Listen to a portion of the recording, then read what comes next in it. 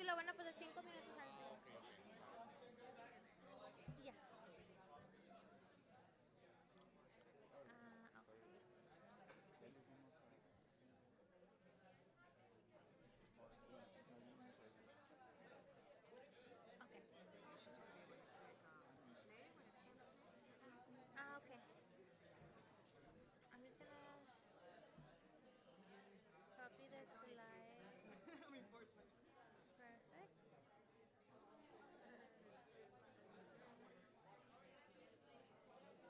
Hi, Yeah. Sherry.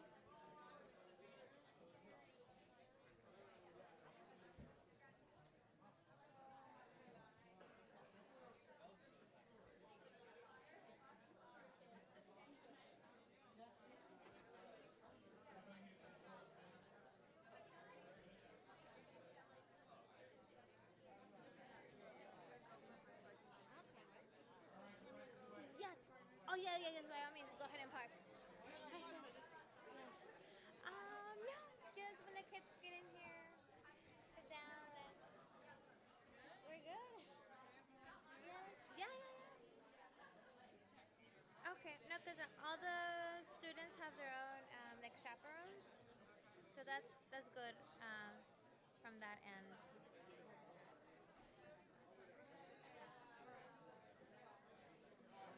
Thank you, Sherry. Appreciate it.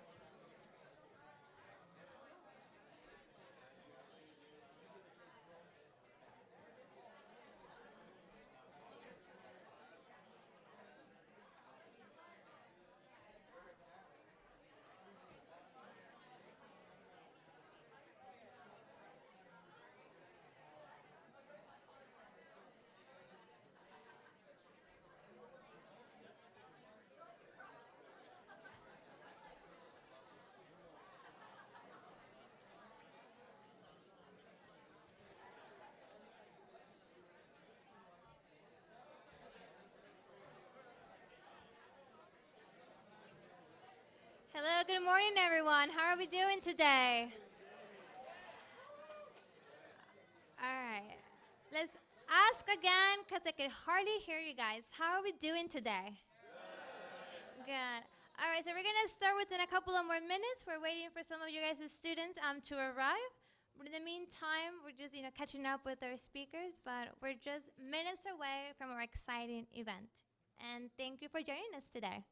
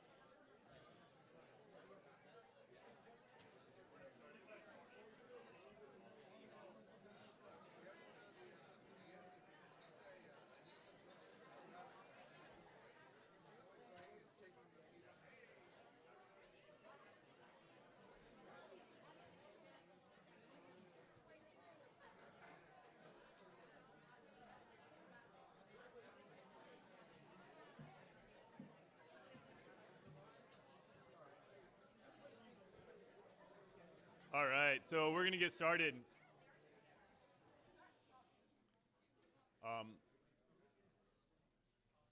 Thank you, teachers and volunteers and speakers and Institute of Americas for hosting us today. So I'm Michael Goodbody from San Diego Unified School District. I have the pleasure of working with companies, develop partnerships You guys never know who you meet that's going to like lead to that next opportunity. So students, that first impression is so important as you go into high school and into college. I created my own job just from people that I'd met along the way. And now I'm doing things that I love to do to kind of arrange experiences for you guys. And you just never know. So always put your best foot forward. And what's really cool about this event, that I believe it's our diversity that allows us to be successful, right? Different perspectives, different cultures, different backgrounds. All of us coming together to solve problems is a huge opportunity for us as a people to move forward. So as you guys go through the day, please reflect on like the journeys that the speakers are going to share with you, what they do, why they love what they do. And you have the opportunity to ask questions. So please carefully think of some questions that you would like the answers to. And remember that you're representing our school and our school district as well as your school and your teachers. So let's make sure that we're on our best behavior today as well.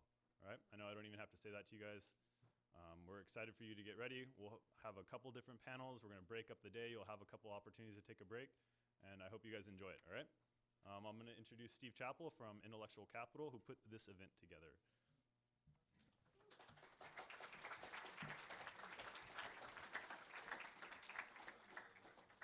Thanks, Mike. My name is Steve Chappell. I'm the executive director of the San Diego Unified STEAM Leadership Series, which is a program of Intellectual Capital and Kids Eco Club in partnership with the San Diego Unified School District. And we have some great sponsors, some of them here. Perhaps the lead sponsor, the Moxie Foundation, and maybe Peter Zahn can raise a hand here. Thank you, Peter. The San Diego Foundation, Justin Nunez is here somewhere, and the Farrell Family Foundation, the USS Midway, if you ever get a chance to come on that, that's a great, the #2 tourist attraction in town, and the Samuel Lawrence Foundation. So with that very brief thank you, I'd like to introduce Jamal Khokar, Ambassador Jamal Khokar, who is the CEO and president of where we are, the Institute of the Americas. I think he's ready.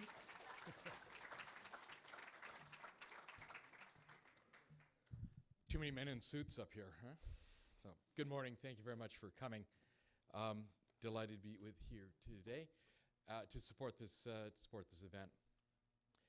So, Steve and Michael have already talked about the importance of organizations and events like this to help propel and inspire people of your age to think a little bit about their careers looking forward. And the Institute of Americas stands behind the importance of advancing science, technology, engineering, arts, mathematics, in terms of inspiring new careers for students both here in the region as well as throughout the Americas. And one of the things that the organizers will tell you today is, as we're having our conversations, this is being live streamed throughout the Americas. So as Michael said, be on your best behavior, because there are a lot of people watching from a lot around the world. Michael also mentioned the impact of events like this in terms of shaping one's career. And later I'm going to introduce the Mexican Consul General here. But just to put into perspective what an event like this can do if you're open to it. So 35 years ago, I was sitting in a very similar room like this, listening to what was then for me some old guy wearing a tie and a suit in Norway, which is where I went to high school. And he happened to be the US ambassador to Norway. And I hadn't even thought about the prospect. I didn't even know what an ambassador was. And I thought, wow, that's kind of an interesting career. I pulled him aside afterwards, after a conversation just like this, and I spent 10 minutes talking to him. At the age of 17, I thought, actually, you know, I think I'd like to do that. Well, 35 years later, it kind of worked out. But you have to be open to that. You have to use the resources around you. Talk to people. Be inspired and find what it is in yourself that will help you achieve your dreams and set those dreams. And don't hesitate, because you might come from a very small part of the world, from different parts of society, but your limits are really your own aspirations. So use an event like this today. Think about what it is that inspires you. You have a wealth of resources around. and use that opportunity. So with that, I'd like to introduce you to a colleague and a friend, Marcelo Celorio, who's the Mexican Consul General here in San Diego. Marcelo arrived here about a year and a half ago, and less than a year ago was awarded the rank of ambassador, so delighted to have you there.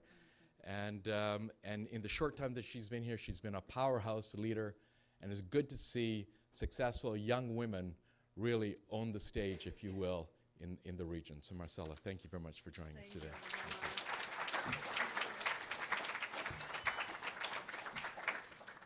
Hello, everybody. Good morning. I have 5 minutes to talk to you. Well, I was asked to tell you a little bit of what we do at the Mexican Consulate here in San Diego. Well, we represent the interests of our country, Mexico, and we're here to provide citizen services to Mexicans and to assist and protect. What is the difference with the embassy in Washington? The difference is that diplomatic and the political relations are taking place in Washington. But that doesn't mean that we here at the consulate exercise consular diplomacy. And what is consular diplomacy? Is to have this interaction across the border. So that's what I call myself a cross-border consul. And you're going to say, what is that? You know, a cross-border consul doesn't exist. You are the consul in San Diego. Well, the dynamic here at the border is so interesting and is so different from all other parts of the world that you have to take into consideration what's going on the other side of the border to be effective in your job here in the States. You know, I have been posted, I have had the privilege to represent my country in Israel, in Europe, in Belgium, with the European Union. I have been posted in Washington, D.C., and in New York. And it has been very interesting, but here at the border, Mexico-U.S. is something else. So I am not, as you can see, I am a diplomat, and I am not the expert in STEM, but what I can share with you today is, and as Jamal was saying, when we were young and we were seated there, and the people we heard is they serve as an inspiration or because of their path that they have been going through. And I want to tell you that when I was young, my father was my inspiration. He was a very hard-working man, and he said, Marcela, when you're in trouble, and in trouble it means like you're going through a broken relationship or you're not doing well at school, the answer is to work hard. And that's it's a very good formula. So I will give you that advice. When you feel down and you don't know what to do, just keep on moving, keep on walking, and work very, very hard. And also, I would recommend for you to travel. I think it's very important.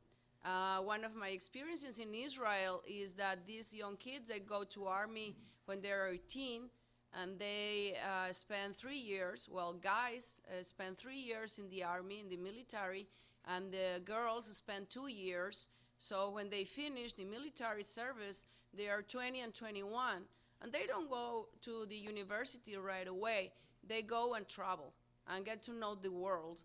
So I think it is very important for you, if you haven't already decided what you're gonna do with your life or what you're gonna study, it's important to take this break if you have the chance to get yourself, to get to know more yourself and what do you want in life. I remember when I finished, because I am an attorney, I finished my career and I was 24 years and, well, taking into consideration that it was 25 years ago, and it was very challenging in a Mexican society that a woman by herself took her backpack and go to Europe and spend a year traveling.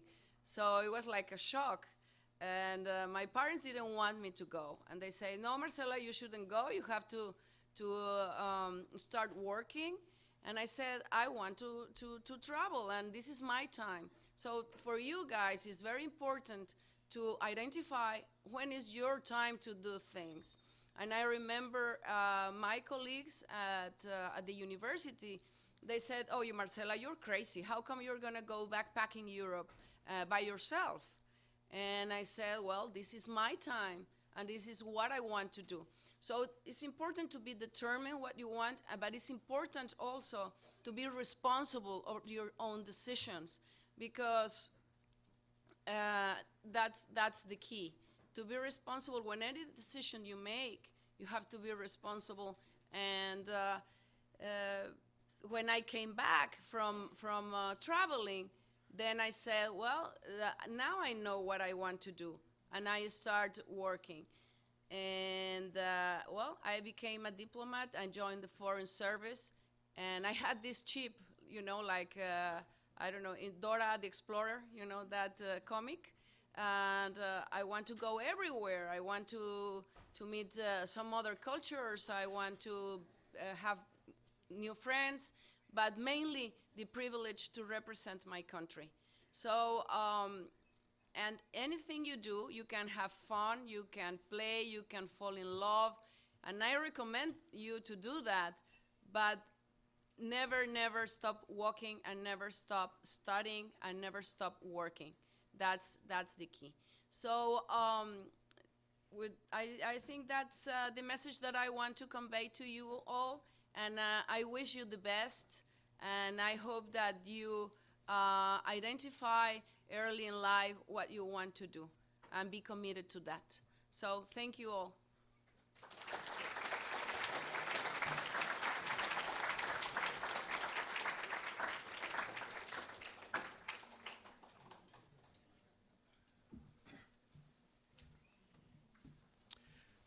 So we've talked a little bit about something completely different about in terms of diplomatic careers and the rest. But what you're gathered here today is to learn a little bit more about STEAM and what the opportunities are around here. And we have a really exciting and interesting panel, a set of panels for you. So I'm not going to go read their whole bios, but I'm just going to ask them to stand up and introduce themselves, not introduce them, just be acknowledged, and then you'll have an opportunity to engage with them directly.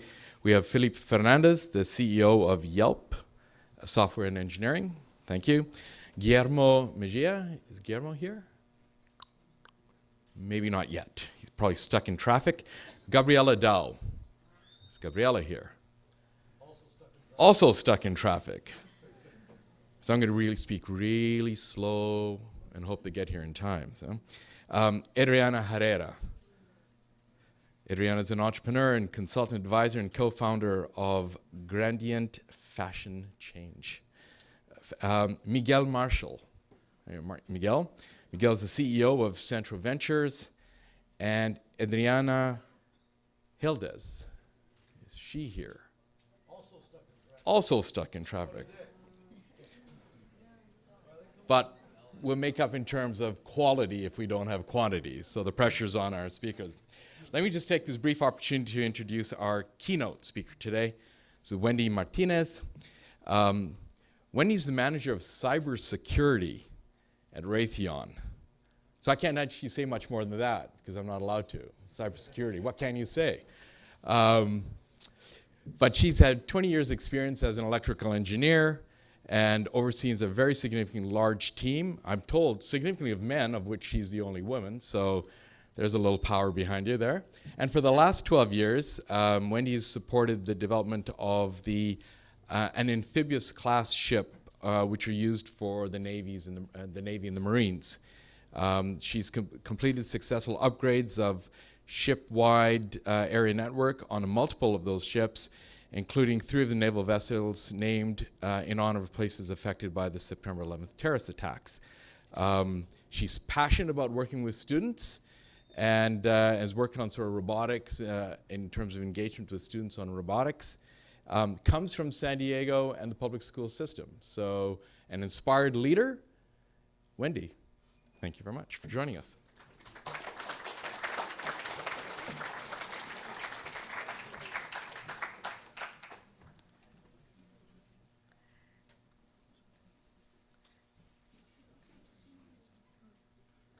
gonna start out with a little video first.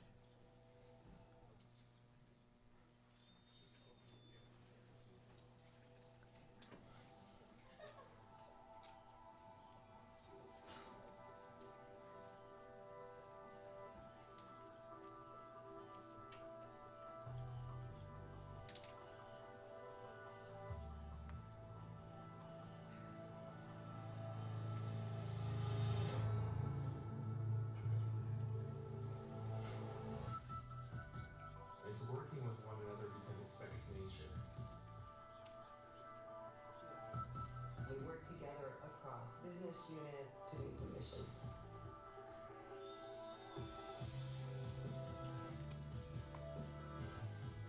Doing something that no one else has done before.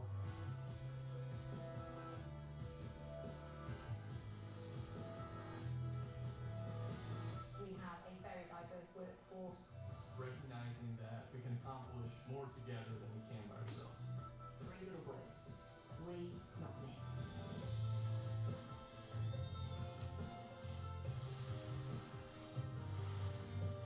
Understanding change will be continuous and being able to adapt to that change. Every day someone should have that eureka moment. You have to be able to quickly find the solution. The pursuit of the best idea coupled with an openness to doing things differently. I like the company because I think it stands for something. We all have a call to action. To see the things that Raytheon does for our community is one of the reasons why I love being here. It's an honor. That's what it is. I was in the military, and to know that Raytheon is out there for families that are in need and making sure that our local kids are set up for success is big, it's every day. We have a set of values serving as a foundation for our future. Trust. Respect. Collaboration. Innovation. Accountability. We are one global team Creating trusted, innovative solutions. to make the world a safer place.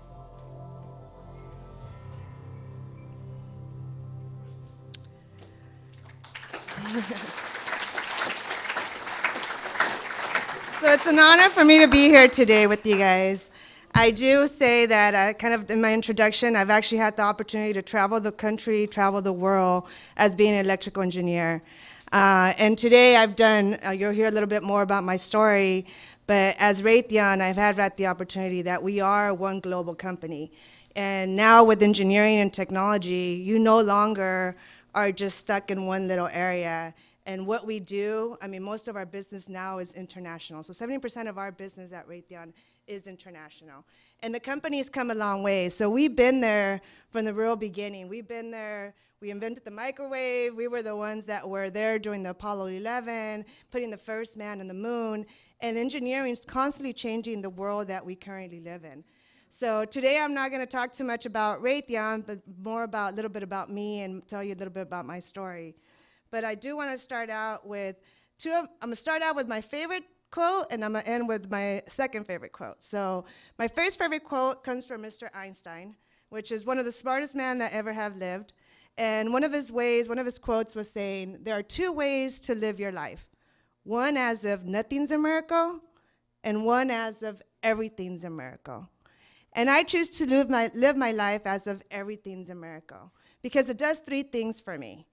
It does one thing, reminds me of my past, reminds me to keep myself humble and where I came from.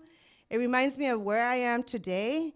As kind of was mentioned, I came from the San Diego School District. I grew up in the Gompers, Lincoln area, and never in my life would I have imagined 20, 30 years later that I would actually be traveling the world, working side by side with Marines and sailors to protect our country. And in other ways, I mean, the military, Raytheon does a lot of stuff with the military, but they also do a lot of stuff for humanitarian stuff. So when there's tsunamis, there's earthquakes, the military is the first one there providing food, providing water to the victims that are affected by some of these tragedies. The second thing it does to me, it keeps me thankful for the present. So, growing up, I didn't really have a whole lot of role models. So throughout life, I kind of had to figure out, what am I good at? What is my calling? What can I do? And in the end, it also keeps me excited about the future. So I'm excited here today because you guys are our future. The people who are here today, we're here because we're excited for you guys. We're excited what you're going to do, because the world that we lived in 10, 20, 30 years ago is not the same world that we live in today. And when I was your age, we had no cell phones, we had no internet, we had to go outside and play and keep ourselves busy. But today, you have cell phones, you have the internet, you have other stuff that's out there that didn't exist. And I'm not that old, but it is one of those that it's continuously changing. So I'm gonna ask a little bit about, I'm gonna talk to you a little bit about more of my past, but I'm asking you guys a question. How many of you guys actually know what you're gonna study and what you're gonna do when you go to college? All right, some of you guys are still kind of figuring it out. So I was kind of the one that was still trying to figure it out. When you know your strengths, you're kind of empowered. When you know what your vision is and what you're gonna do, you're invisible. Because the ones that raised your hand right now, I have no doubt that what you set yourself that you're gonna be, you're gonna do it. Because nothing's gonna stop you. You have that mind, you have that goal, and you're gonna meet it. Unfortunately for me, I didn't know what an engineer was. My parents crossed the border when my mom was 8 months pregnant with me. And her dream was to look for a better future for my brother and I. And I went to school, and growing up, I just kept hearing my parents say, go to college, get an education. I had no idea how I was gonna pay for college. I had no idea what I was even gonna study, but I knew I was gonna go. And I knew I was gonna go because I did grow up in an area that was low income, the crime rate was high, the dropout rate was high, pregnancy rate was high.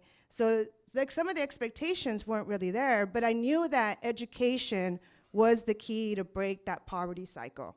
And I knew that my dad kept saying, he knew that the dream and the reason they came to this country was because they wanted to give us that opportunity. So when I was in high school, I realized that I wasn't really that good at reading and writing, but I was actually really good at math, and I was in math and science. It kind of came a little easier to me. And I actually had the opportunity to do calculus when I was in high school. In one of my calculus class, we had a guest speaker who came and talked about engineering. And that was the first time I ever met an engineer. And he didn't look nothing like me. And he came in there and said, I chose to be an engineer because they make good money, because they actually travel, and you could do, and you're changing the world, and you're never doing the same thing over and over again, because things are constantly changing. And so I was like, that sounds kind of cool, it seems like something I would want to do. But going back to, if I would have known that I would wanted to be an engineer when I was a 5-year-old kid, or even at your age, I would have been so much more ahead. And sure enough, I ended up going into engineering. I ended up actually choosing that as my major. And I ended up going into San Diego. And one thing that Marcela mentioned earlier was travel the world. If you can travel, I'm from San Diego, and I went to San Diego.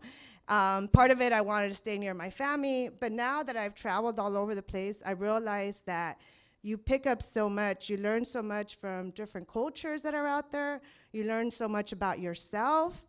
And in high school, looking at college, because I mentioned I didn't know how I was going to pay for college, there are people, organizations out there that will give you money to go to college.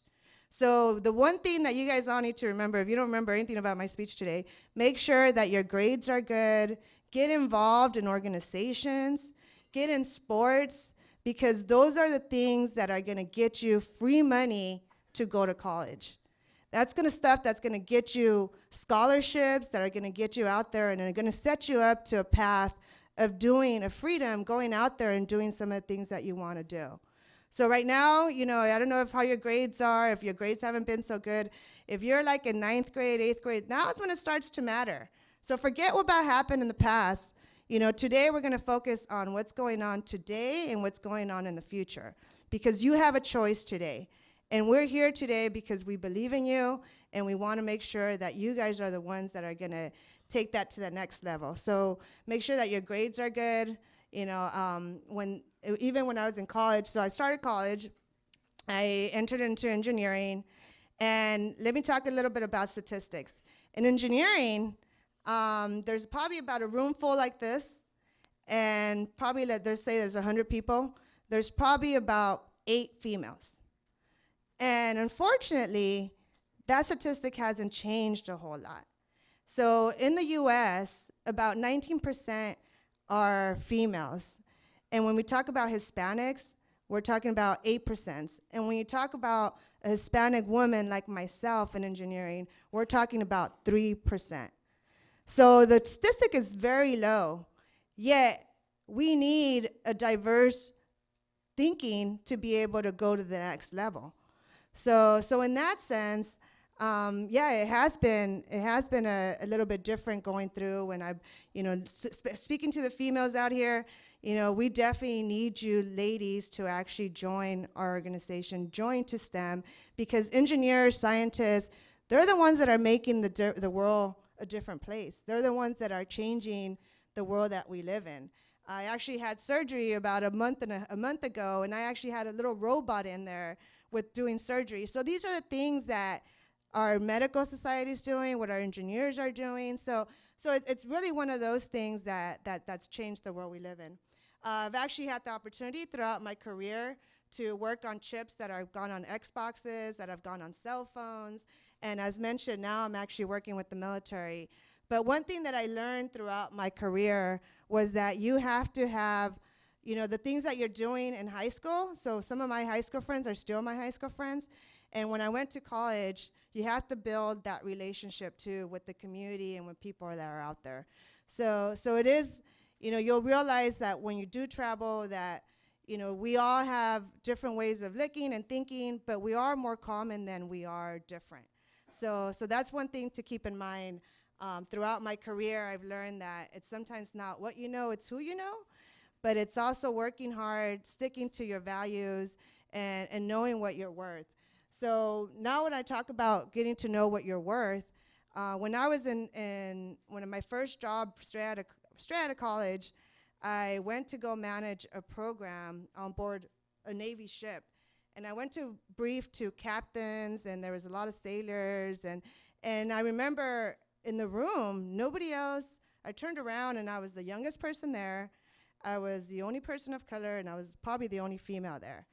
And I remember people looking around like, who brought their child to work today? Because everybody in there would look really old, you know, I mean, they were actually multiple years of experience working in the Navy.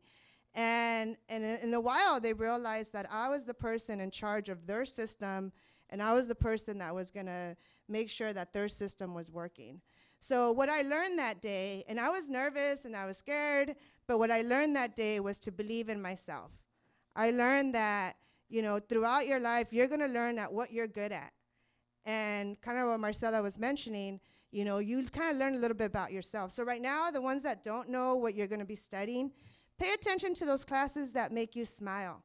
Pay attention to those classes that you're excited about. Pay attention to the ones that stress you out and that you're like, I don't want to go there today. You know, because maybe that's not the area that you want to focus on, but maybe the ones that make you happy are the ones that you do. So pay attention to yourself, because that's what's going to get you to know what your strengths are. So now today, you know, that was my first job out of college. But now today, I'm managing, I could sit there in front of admirals and captains, and you know, I still get a little nervous, but I know that I belong there. And I know that my education, my experience has brought me to where I am there, and I know that I add value to the organization. So with that, I want to leave you with my favorite quote, and it basically says, our deepest fear is not that we're inadequate. Our deepest fear is that we're powerful beyond measure. It is our light, not our darkness, that most frightens us. And so what that means to me is that you all have a gift, you all have a light, and you all have something that you're there to give. So when you find that power, you know, you're invisible, and you're invisible and you're unstoppable. So definitely look for what that is. when we're talking about organizations like today, the Institute of Americas, what they're doing to bridge the different countries, kind of what they're mentioning, we're being broadcast today. And so the world that you guys are going to be living in and working in, you're no longer just going to be working in San Diego, California, the US. You're working all over the world. And technology is helping make that. But we need your light. We need your power. We need your ideas to make that happen. So today, definitely go around and take advantage. Look at the students that are here today with you, because maybe these are the same students that you're going to be working with 10, 15 years from now. Because even though it's a small world, it seems like a big world, it really isn't. And so definitely take advantage of this. I'm hoping that my goal is that all of you guys will go to college and will succeed and go and pursue and of course, if you want to join STEM and engineering, definitely come talk to me, because I am willing to talk to each one of you and talk to you about opportunities in engineering and at Raytheon and any other company throughout the world and the country. So thank you. Have an amazing day today.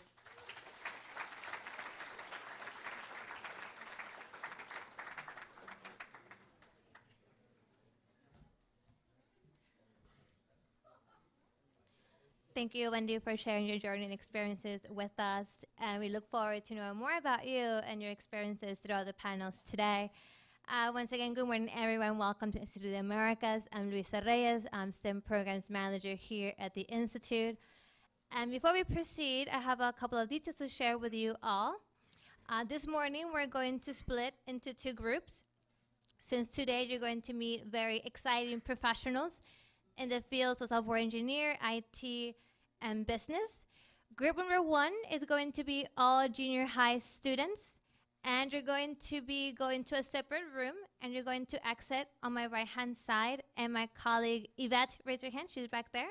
She's going to lead you in a moment. Our second group is our high school students.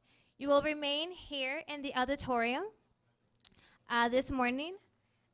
And our panelists, I'm going with group number 1 with the junior high students is, let me see, we have Felipe Fernandez, you're coming with us, Guillermo, Wendy, and myself. Okay.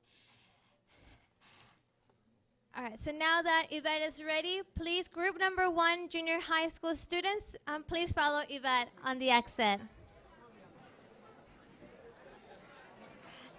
In a quiet, orderly fashion.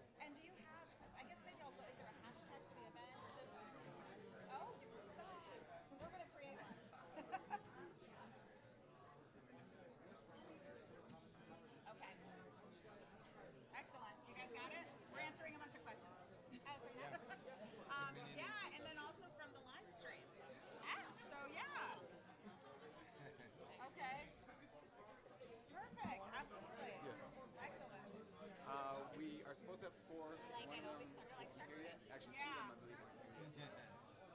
And these are junior high and high school. So I'm curious One isn't here. what their questions are. Huh.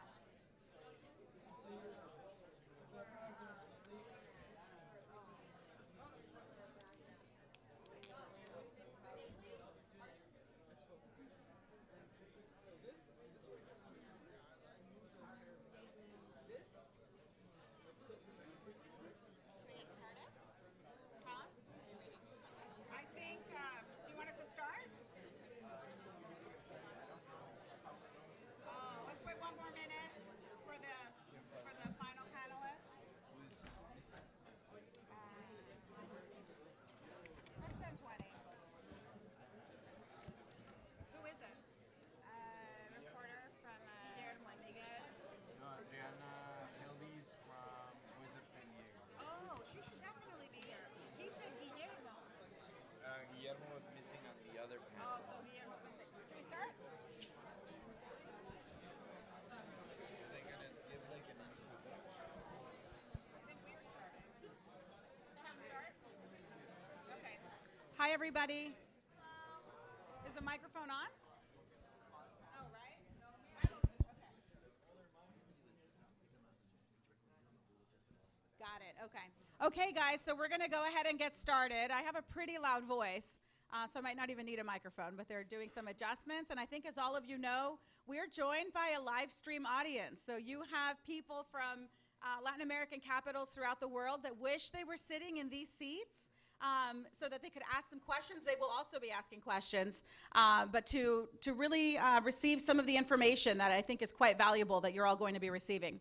My name is Gabriela, or Gabby Dow, and I'm a director with NV5, which is an infrastructure engineering firm.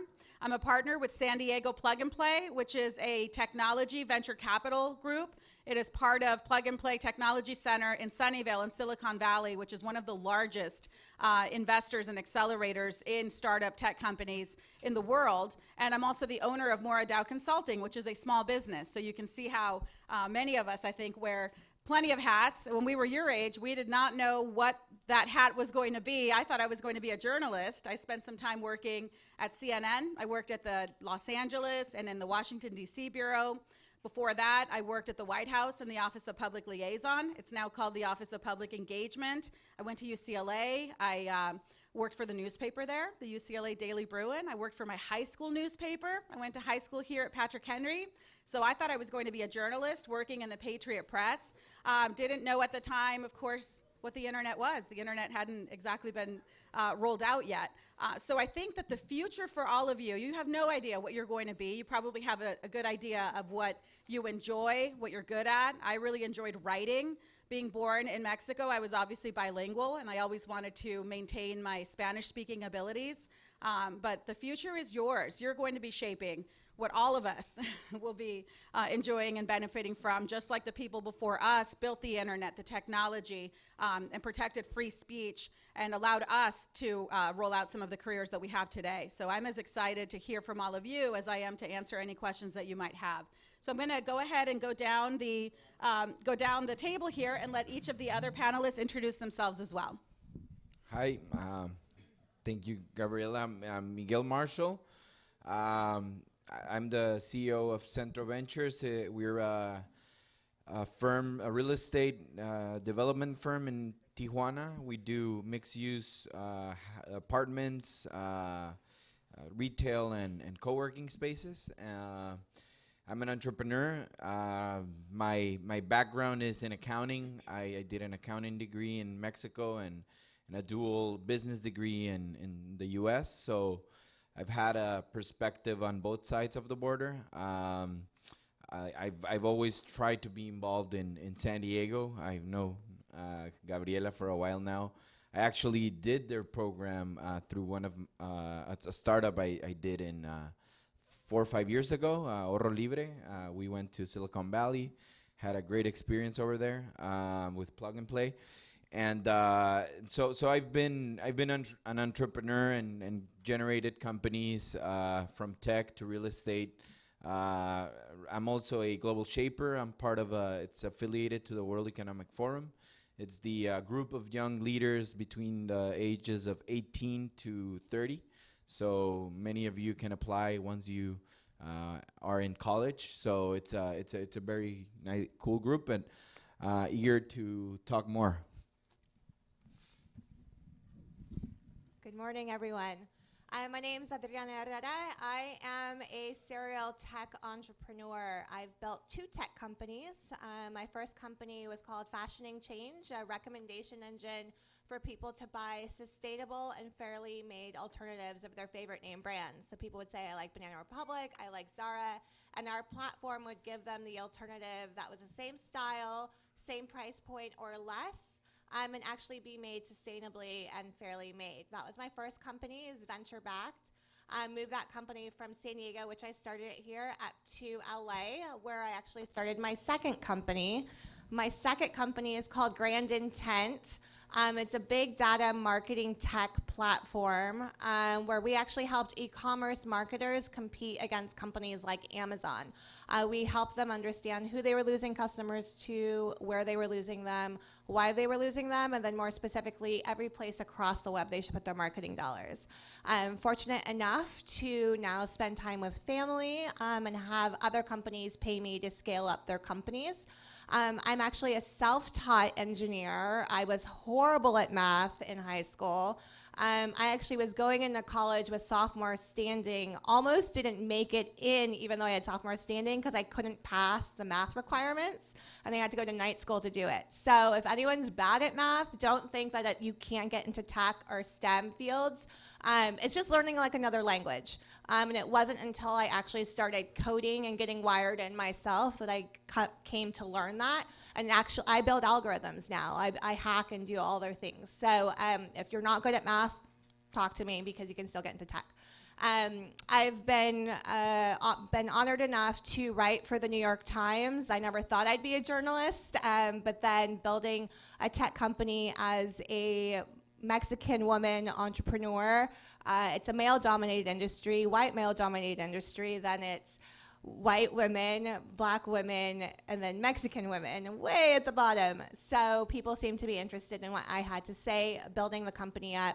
Been featured in Entrepreneur Magazine, Fast Company, Forbes, Economist, any big publication, basically, one of my companies has been in it. I'm really excited to be here today. Never thought I would be doing what I'm doing. Feel very fortunate to be able to build systems rather than try and change existing systems. And that's what gets me excited about entrepreneurship. Hi, everyone. My name's also Adriana, so a little bit confusing, but it's okay. So I'm a reporter with the Voice of San Diego. I do a lot of, Voice of San Diego is an investigative news organization, so we uncover a lot of big stuff going on in San Diego.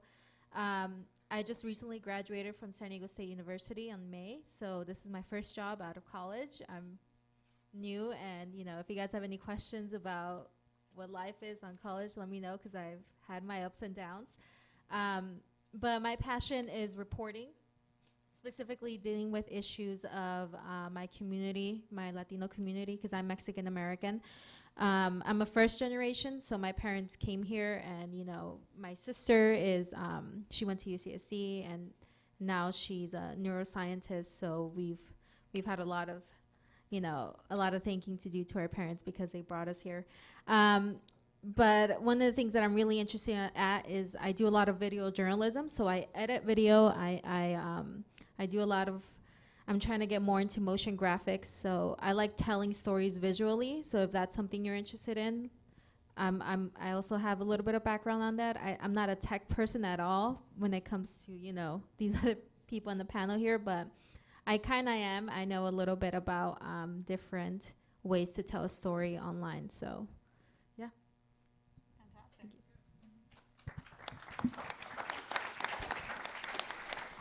So do we want to move into taking some audience questions? Who's going to be the bold and brave student who wants to come up and ask a question? I think you want to use that microphone there. And then we also are going to be hearing questions from other students and other viewers from around the world. So if anyone has a question, if you can just make your way to the mic, feel free.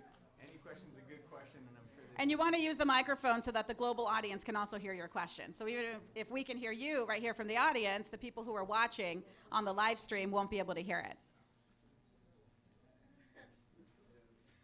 So let me ask, how many of you are seniors? Okay. And how many here are juniors? Excellent. And then how many, what are we at, 10th graders? Okay, so we've got a few. And then are there any sophomores in the room? Oh, that was high school when I was at Patrick Henry. Okay, so we've got you guys are getting ready to head into college, university. Some of you, has anybody here launched a business? Do we have any acting entrepreneurs?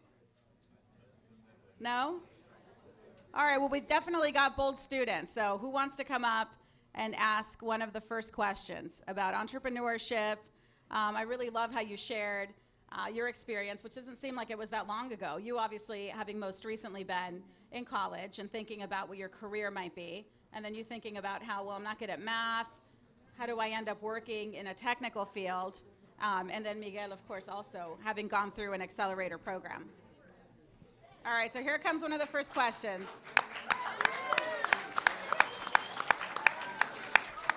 Excellent. You can ask it into this microphone. What would be the most efficient way to start entrepreneurship? Okay. So his question is, what's the most efficient way to launch a startup? So it's interesting because what is an entrepreneur, right?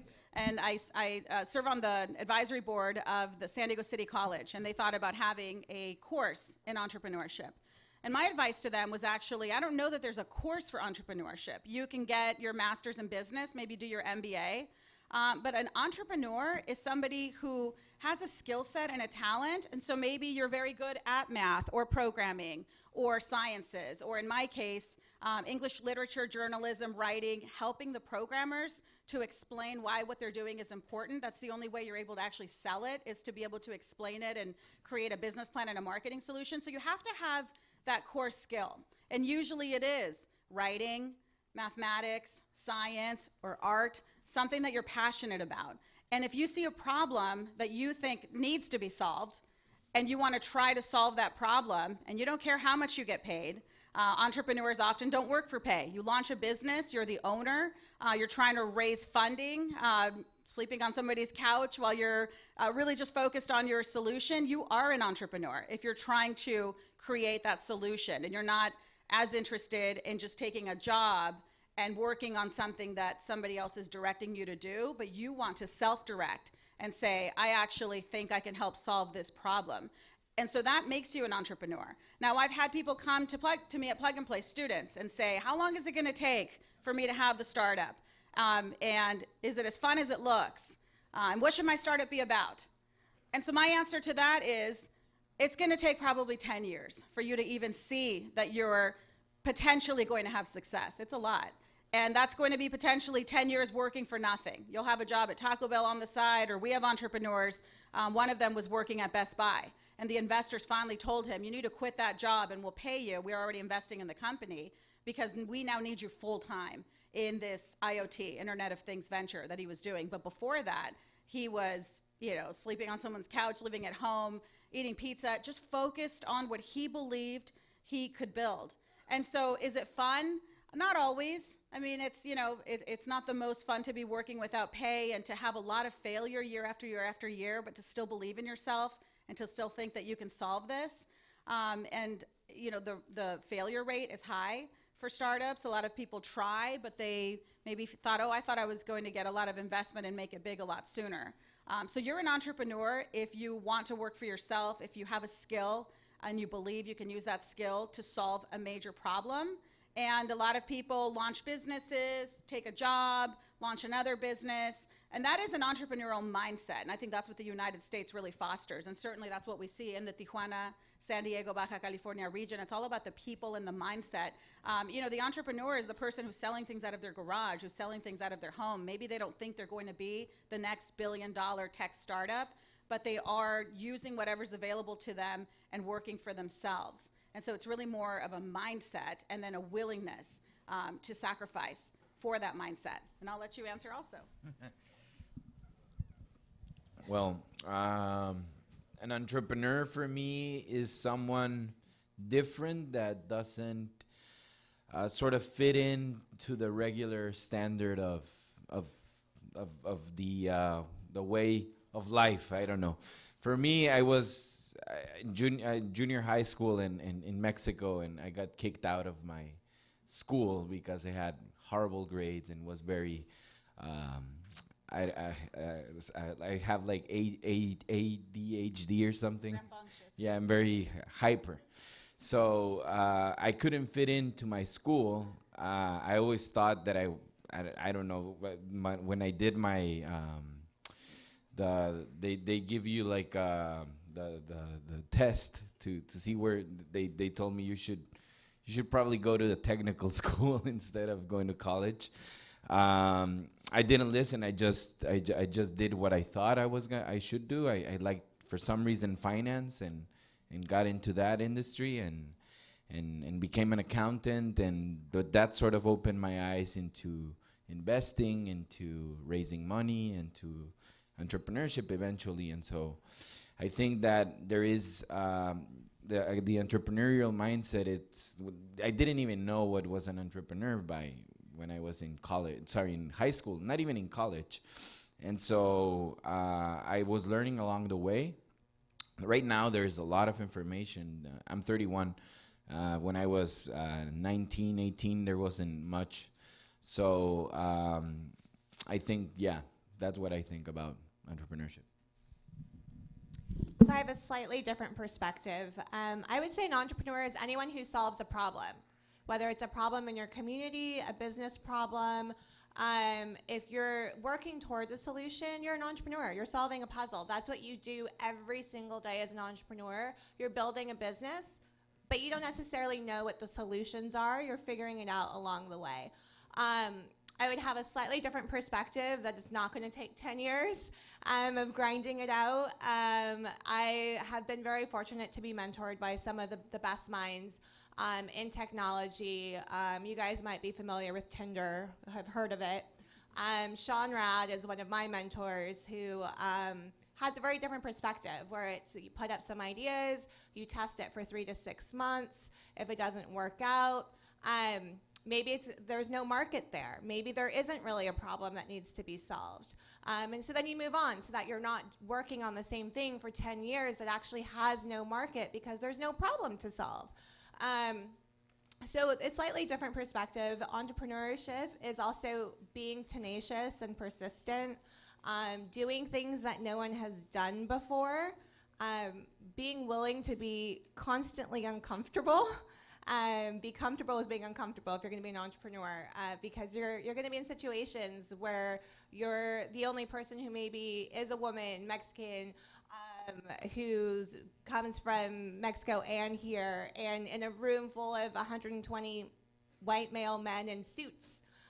So you've sort of seen this theme going on. But it's solving problems. It's what I would say it is, with money and impact. Yeah, I think I have a similar perspective on that. I think it's more about taking initiative and showing that you really want it. In whatever job you guys get, whether it's in tech, whatever you guys decide to do, you guys just have to show that you want it bad. And that's by doing stuff that goes beyond what you're told to do. You can't just expect to apply for a job and to just sit there by the phone and wait for someone to call you back. You have to show them. You have to call them, annoy them.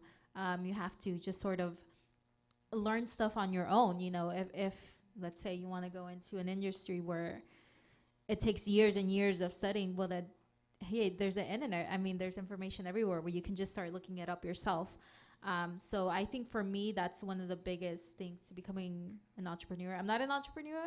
I wouldn't consider San Diego's an entrepreneurial. Yeah. For sure. My organization is an entrepreneur, but I think it's very, very important that you guys just go beyond just applying for a job. You guys have to really want it.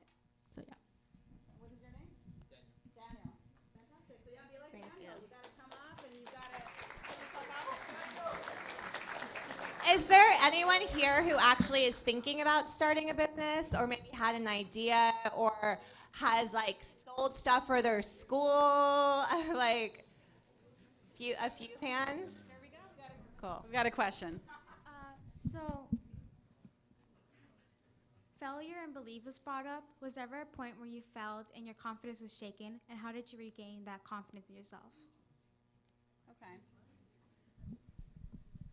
So I've been part of a lot of failed startups. When I came back from Washington, D.C., I got together with a friend who was working for Senator Feinstein. I had just come back from working for Governor Pedro Rosselló, who's the father of the current governor of Puerto Rico. And we launched this awesome startup called Con Limón. So the idea was, Con Limón, if you're having a Corona, you put a lime on it, it's better. We're going to put that spark and that extra spice into the news industry. And it's going to be bilingual. It was fabulous. And it was a total failure. We wasted a lot of time, a lot of money. We spent time on the logo. We got a lot of excitement. And we learned what not to do. And a lot of it is also learning who you do business with, who you trust, how much you're really willing to put into it. Then I was part of the founding team for another startup called GovPartner, which believed that cities were going to be issuing permits through the internet. This was in 1999. A lot of the mayors and city managers said the internet is for video games. It's nothing with government. We need things to be secure.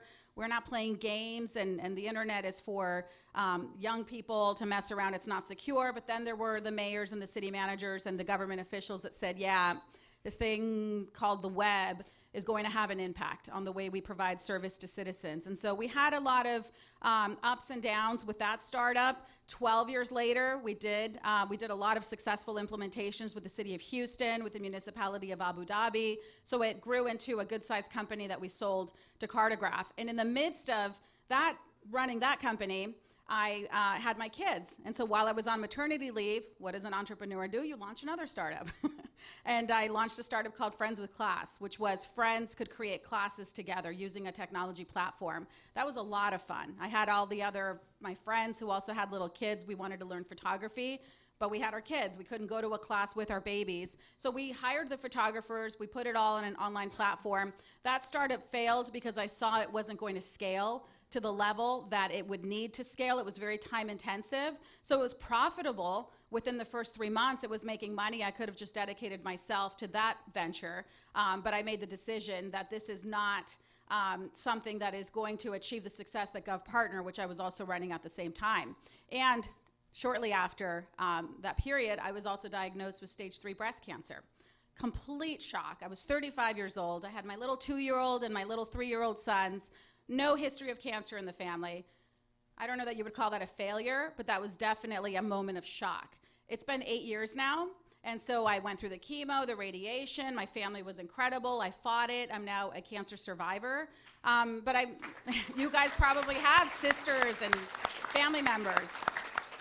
But that's a pretty scary time when you're fighting an enemy that could be the end of you, and the enemy is actually inside of you. But regardless of what the failure is, just knowing that you're going to take it day by day and knowing that you're going to learn from all of the mistakes. That's something we often hear with entrepreneurs. Fail fast, figure out your mistakes. If you're not making mistakes, you're not trying hard enough, and there is no challenge that you can't overcome. We are so lucky to be living in San Diego, not just for the healthcare, which was amazing for me. UCSD Moores Cancer Center saved my life. Scripps, which is not far from here where my oncologist was, incredible doctors, young people who are just making incredible strides in biotech, also saved my life. So we're lucky to be in such an incredible region that's going to offer you a lot of opportunities, but you're also going to have a lot of failures, and you embrace those failures. And there are a lot of things that I now appreciate more having gone through the cancer scare. I'm not afraid of anything that relates to business. There are actually a lot of blessings that came from that. And so you will also, hopefully you won't have a disease or such a difficult situation, but you really will learn through some very difficult times, and that can be something that does make you stronger. Your failures.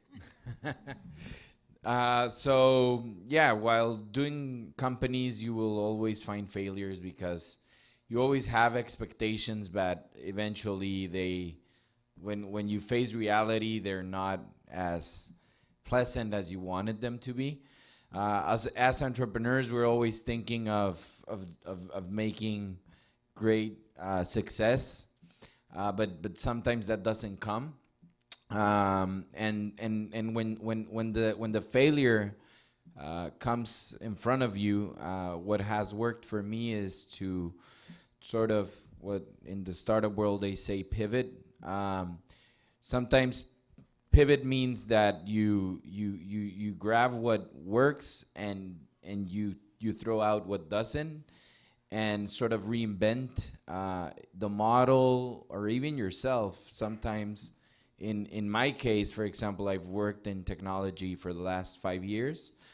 Before this startup, this company I am leading, and so what I did is I was seeing a lot of failures around the companies that I was working with or directly leading, and I thought I've created ecosystems more than the companies themselves, and the ecosystems are built upon real estate. So like here, this is real estate. You're learning because there's this walls and this ceiling and this incredible space. And so what I thought is, why don't I build spaces that are that can make people learn, live, and profit. So that's why I'm in real estate right now. So it's a way to pivot, pivoting through your ventures. It's always, in the U.S. it looks very good. In Mexico it's different. Mexico, failure seems as a failure, not so much as learning. And again, the good thing about living in this border region is that you can come down here and get people to say, hey, failure, it's okay.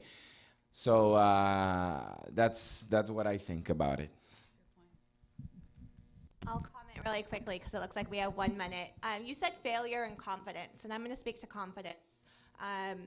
So one thing that I noticed, and I never thought I would experience as an adult post-college, is that my confidence was constantly shaken because I was constantly underestimated because I didn't look like the type of person who was supposed to start a business, let alone a tech business, let alone actually be able to code and get down dirty and geeky with the engineers next to me.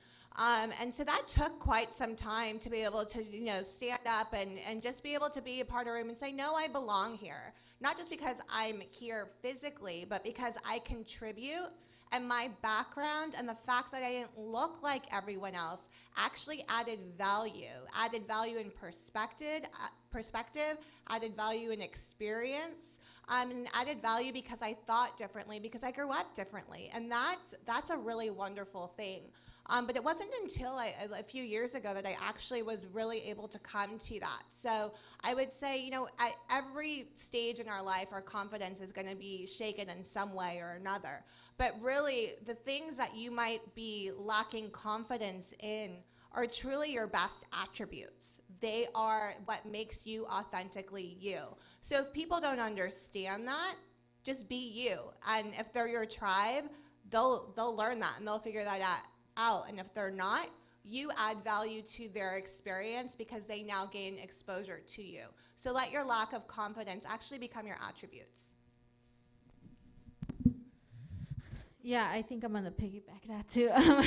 I think one thing that we all have in common here is that we all have had a lot of failures in our lives, but we still are where we are today, right? So this is just one proof as to why you have to keep going and going. And sometimes, like she said, you're not gonna feel confident in who you are and your skills, but you just have to keep working at it. When I graduated high school, I had terrible grades. When I went to college, I went to a community college, which is to so many people considered just like, oh, well, you're not gonna do great in life if you go to community college, right? But I just kept going. And my first year, I failed all my classes too. But one day I just sort of just said, I'm just gonna keep going because I have no other option and I'm doing it for myself. So when I started doing that and when I started, sort of seeing that, hey, the criticism or the feedback that I was getting back was meant to help me rather than hurt me, I think that's when I started doing better. And then I eventually went to San Diego State and, ended up where I am right now. So I think it's just understanding that you are going to fail and just taking it as it is and taking it as a lesson and, not being too hard on yourself, which is still something I'm trying to learn. So, yeah.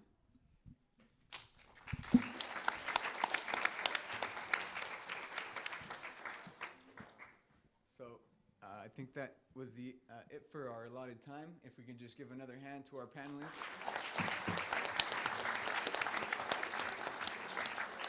And thank you both to our students who asked questions as well. If we can give them a hand for their courage and their questions. Okay. Right now, our panelists will be the ones transitioning to the other room. We do have some time, and we want you all to get up and stretch and move your limbs a little bit. So we're going to take a little bit of time to stand up and wave hello, you guys. And then when you stand up. our next panelists are going to come through, and we'll have the next panel. So I need to come down to Tijuana. I keep hearing about all these amazing spaces. You should. When? Well, Valle de Guadalupe. I've been doing a lot of work with the Amazon proposal, so where the city and the county are trying to afford Amazon to come here. Okay. Yeah, so that's a big part of it. This threw me, I thought it was asking for questions, so it threw me off. Oh, it's like the answer questions. Yeah, it was like super, super fast, yeah. The student that came up to ask his question. What was his name?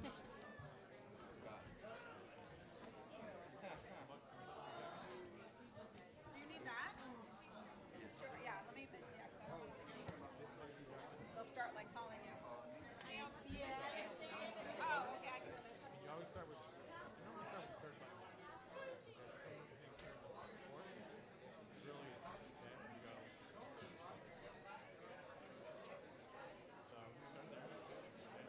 over.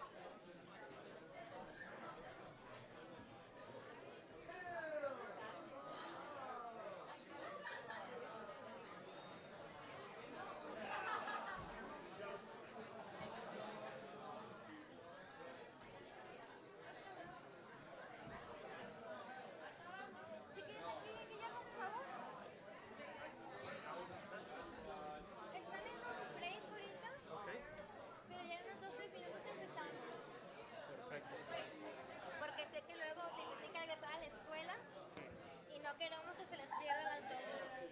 No, andaba preocupado por la hora y que no llego y dije, chido. No, lo bueno, y dije, ¿sabes qué me quedé? Lo que que Guillermo canceló y no me di cuenta. Y bueno, no, lo bueno es que ya estás aquí, así que muy bien. Ok. Te voy a pedir, yeah, I think we're ready. When you might need an interview, what will you do?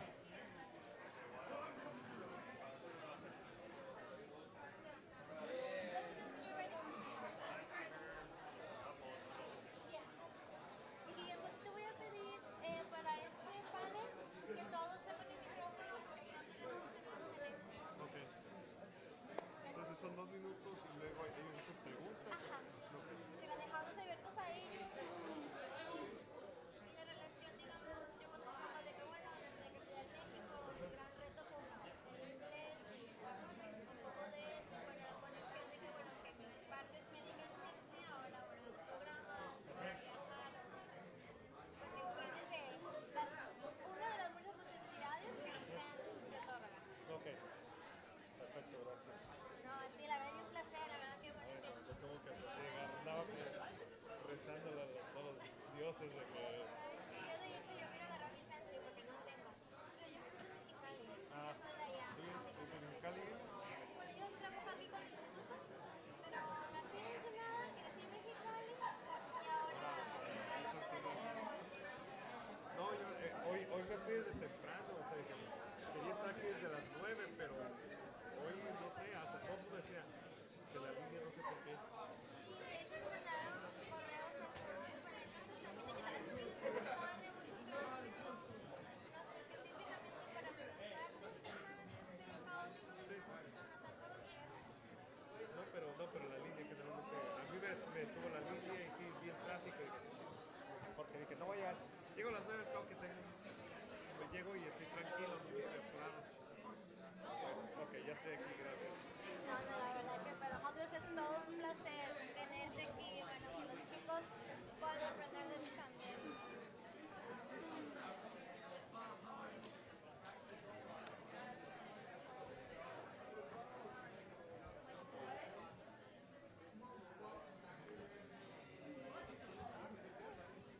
Salí más afuera y ya me dio un frío increíble.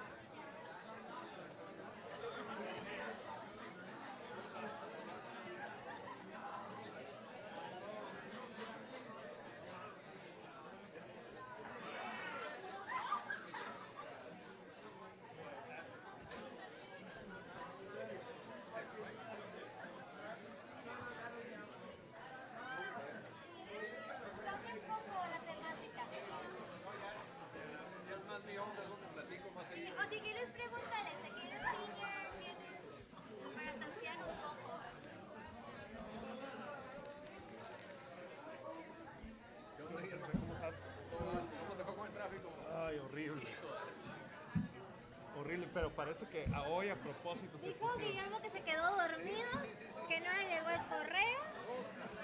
Sí, ya. Se andaba echando una chelita ahí en la noche. Bueno, fuera. No, y ayer me cuidé, que me tengo que ir temprano porque mañana tengo que estar en La Joya No, tempranito. pero mira, yo salí de mi casa regularmente a esta hora, hago de mi casa a La Joya 1 hora con todo y centro. Ajá. Ahorita hice 2 horas. 2 horas. Y yo dije, lo mejor va a ser que cruce a pie y agarre un Uber. Es que yo iba a hacer eso, pero al final. Hello guys, how are you? Para cruzar a pie todo. All right. Y la gente está quejando y se- We are going to start very briefly. But before we start, our panelists are wondering how many of you are senior students? Okay. What about the juniors? Yeah. Any sophomores in the house? Sophomores? Okay, a few. Okay. Oh, freshmen. Good. All right. Okay, good. Very good turnout.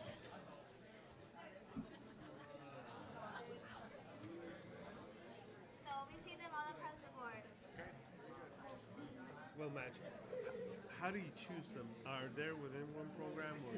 Some of them were in an engineering program, and we had 3 junior highs and 3 high schools. But a lot of them are very now engineering based. Okay. So they're, that program is part of their own high school program or is, okay. Which I think is very interesting now, like in high school, you have that specific chapter, so you can just focus on something. In my high school, General. in Calexico, Uh-huh. we don't have much, so.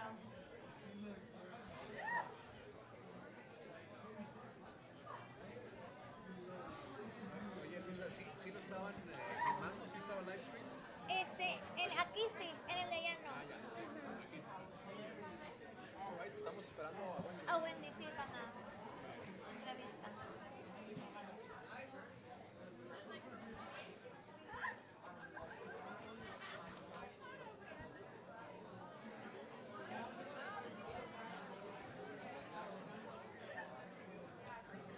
I remember when I was in high school, I had no idea. If you would have told me what you're gonna be, I'm gonna be a surgeon. And I went to, the medical path. I would have never imagined I'll be with students talking about science and never in a million years. So. That's typically the case. Yeah. Guillermo, I was telling Luisa that with the other group, a great bunch of kids, but they were pretty young, right? Pretty young, 14, 15. And I was trying to adjust my tone. The tone, yeah. With them, it's going to be a little bit different because they're. It's good to know. Perfect.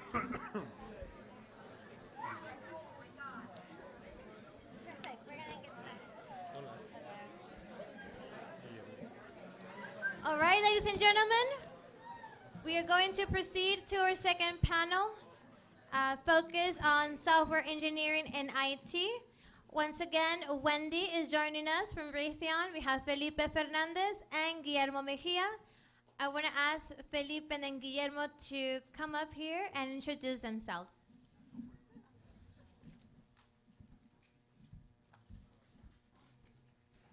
Hi, and thank you for having me, for hosting me. My name is Guillermo Mejia. I am from Tijuana, originally born in Mexico City. Lived all my life in Tijuana. I actually graduated with a degree in graphic design a couple years ago, but started doing web design and some working more on the web, and gradually moved closer to more IT. And currently, I work with startups in Tijuana and San Diego. We launched a couple of startups for the last 4 years, both and mostly for Latin America. So I'm happy to be with you and answer any questions you may have about either entrepreneurship, graphic design, or engineering. Thanks. Thank you, Guillermo.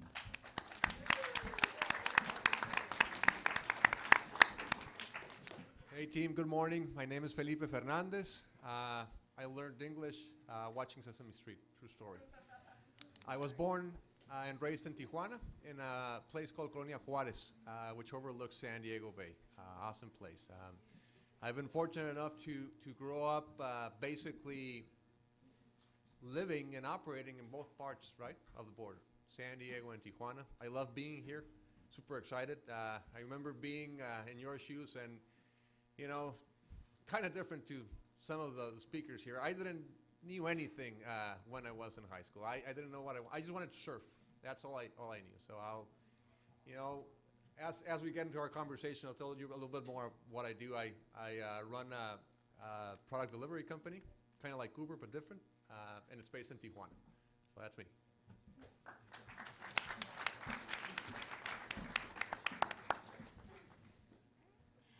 Good morning, everyone. Like Wendy, I was born and raised in Mexico, particularly in Ensenada. I want to ask you, when I came to the States, I was 10, and similarly, my parents wanted us to give us better opportunities academically. And I came here knowing only one word. Can any of you want to guess what that word was? High, not high, but close. No. The only word I knew how to say was okay. That was, and if that's a word. So basically, transitioning a couple of years later, definitely language was now my forte. And then in high school, you know, I'm at that stage of what I want to do in the next couple of years, and I was thinking definitely not literature. I'm good at math and science, but math can be kind of tricky, so I rather do something more simpler. So I want to open up bodies. So I ended up going into neuroscience physiology because that was easier than math to my thinking back then. Like I said, writing was not my favorite subject, but have we heard about the Gates Scholarship, Gates Millennium Scholarship, founded by Bill Gates and Melinda Gates? All right. So 1 out of 1,000 students every year gets awarded this scholarship after you write 8 essays and you get 2 letters of recommendations.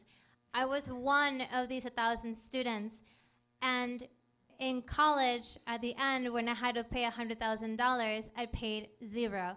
That is the power of scholarships, like Wendy mentioned earlier today, that these opportunities are there for you, available. All you need to do is really take the opportunity and invest this time.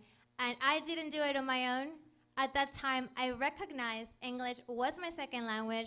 There was no way my writing at that time was going to be good enough to really appeal to other people who were native speakers. So I asked for help. And that's something that you have to understand at this stage, that it is okay to ask for help with other people and knowledgeable. I, as you can imagine, did not continue in the medical field. I ended up working through my medical career in STEM programs, robotics, civil engineering, coding. And when the Institute of the Americas had the opportunity for someone with a science background to lead the department, I took the opportunity, but now I get to travel to locations like Uruguay, Chile, Mexico, all over the region, being a guest instructor. So STEM is not just for someone that can be in a lab doing research. There's many, many opportunities that you can do within that field that gives you the opportunity to see the world and be a better, well-rounded person. That's me. Thank you.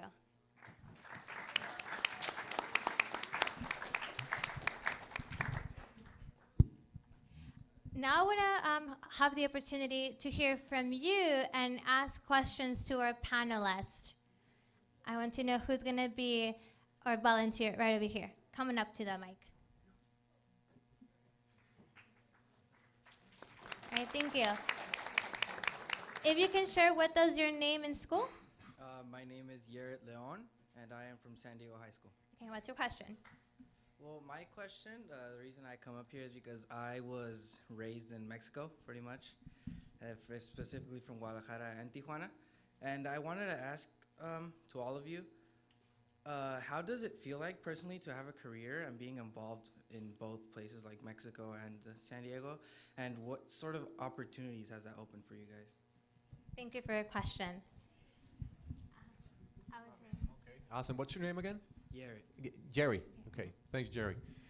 You know, that's the very first question. It's you know, probably one of the better questions I've gotten over the last month or so, and I speak with a lot of folks.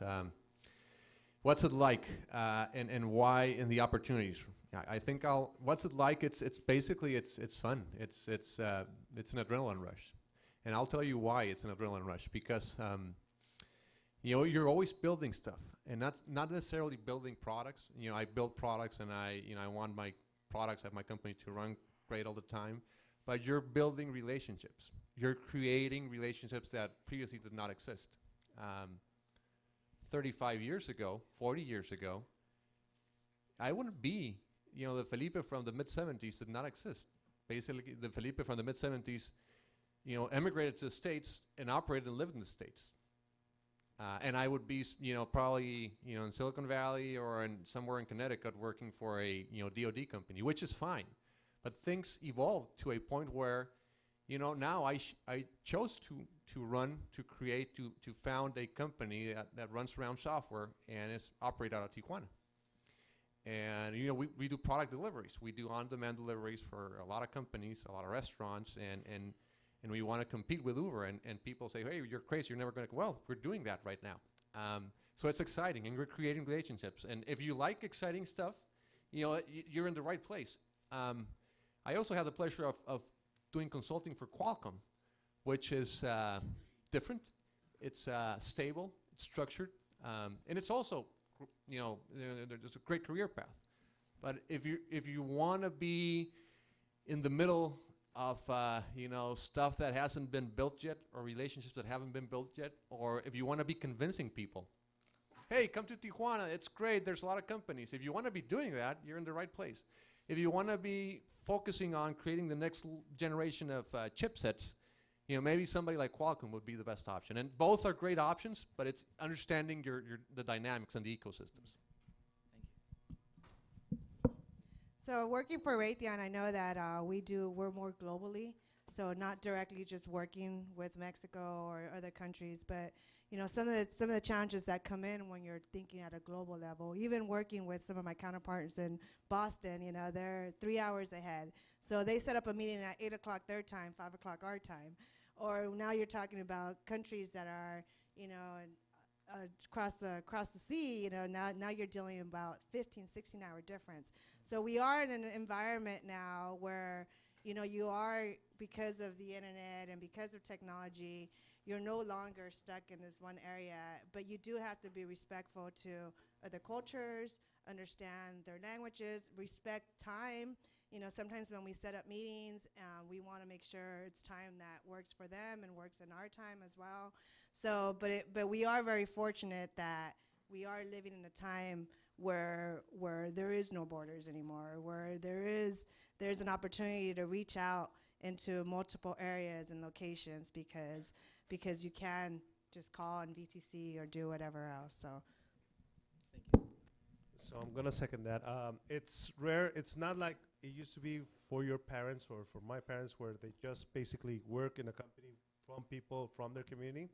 The fact of the matter is, either in college or as you work and you do your own business, you're gonna interact with a lot of people from all different backgrounds. So I've worked with people from Japan, Korea, Nigeria, Germany, and I've never worked outside of Tijuana. I mean, I have business relationships outside of Tijuana, but never opened an office in Mexico City nor New York or LA. So that's going to happen here in San Diego. You're going to meet a lot of people from different types of the world. You have to think how to address those demands for those customers, because your customers are going to be in Chile, and they're going to be in Uganda, and they're going to be all across the world. So I do really encourage you the diversity, and think about a more the diverse culture and teamwork. Understand your teamwork, and even with your friends in high school, have as much a diverse type of experience in high school, especially in college. That will give you a leg up, understanding and just in terms of business and whatever cool experience you're gonna have, because that's also part of the trip. I mean, having fun and going visiting a friend and visiting his family in Iceland and having just one wonderful vacation, it's also part of life. So that's what you can expect in the coming years, and actually have fun with that. That's awesome. Get out of Guillermo mentioned something critical. Get out of your comfort zone. So for the seniors, right, you're going to be moving on to college. If you pick out, the classes that you only like or you're only good at, if you choose your, the pack of friends that you always run around with, you're going to be in your comfort zone. And people evolve and become better individuals, better professionals, better leaders, but by getting into uncomfortable zones. So don't do that every day, but do it every other week and see how you're going to become a better individual. So great advice, Guillermo. Thank you. Just to add what our panelists said, especially Guillermo, the uniqueness in this area where you have people from all over the world here in these two parts, your work that you do on either side is impactful internationally already for the exposure that we have with our neighboring country. So I would definitely say take advantage of your background and use that as a tool and keep expanding your connection with other people around the world. So don't use that against you, but towards you, and amplify that. Thank you, Jerry. All right, thank you. All right. Second question coming up.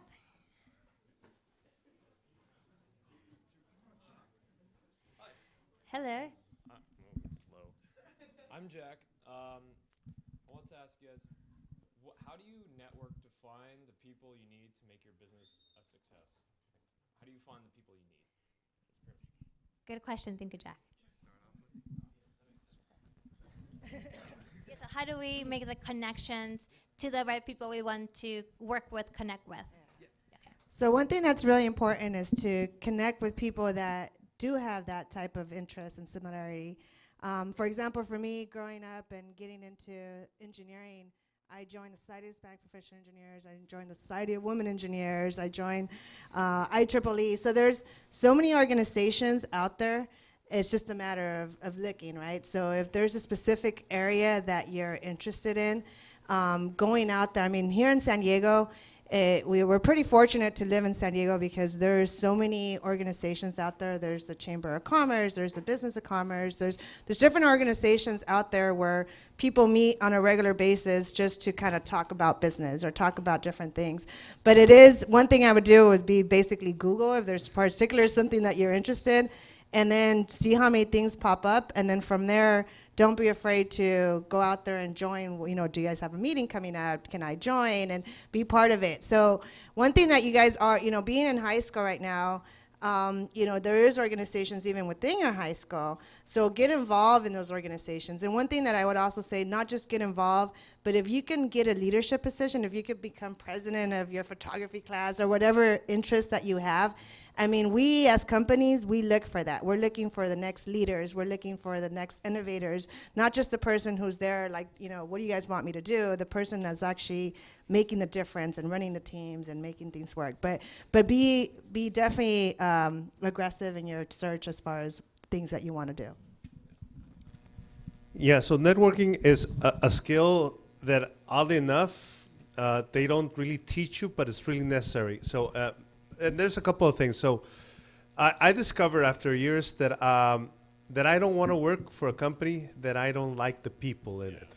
So, I mean, it's advice from someone who's gone through different jobs, but I think it's good advice. So, I think you should understand what exactly do you feel comfortable. And network is really fairly simple. It's just going out, meeting people, making friends. Be open to that. Not being closed-minded and actually sharing what your thoughts, your ideas, and be open to we had this college kid who was like on YouTube trying to figure out this cryptocurrency type of exercise, very complex, and he was seeing like a network of a video on YouTube.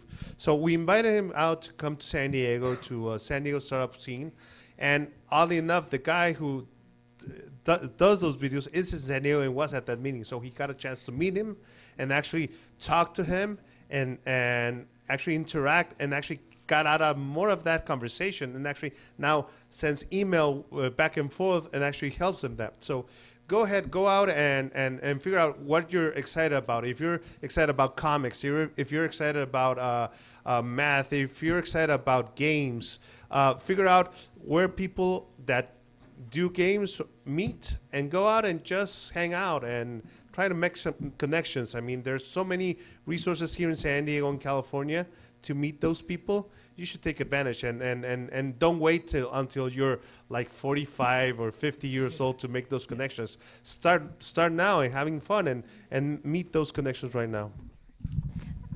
Excellent question, Jack. I'm going to answer with two things. Number one is brand and personal brand, right? This gentleman right here, what's your name? Tyler. Okay, Tyler, I love your hair, and I'm saying this truthfully. I love your hair, and I want to, out of all the people in here, I want to remember Tyler, and Tyler's hair specifically. Not because everybody else doesn't have a cool haircut, but because Tyler stands out. So that's part of your brand, and it's you. And I don't know you, but I kind of see Tyler, having this haircut all his life. Jack, I'm sure you have your brand, right? You look like you surf or you work outside or something? Or Sailing. Oh, sailing. There you go. Ocean sports. So, but you're wearing that brand and you're true to yourself. So that's find out about your brand, and it's hard, guys.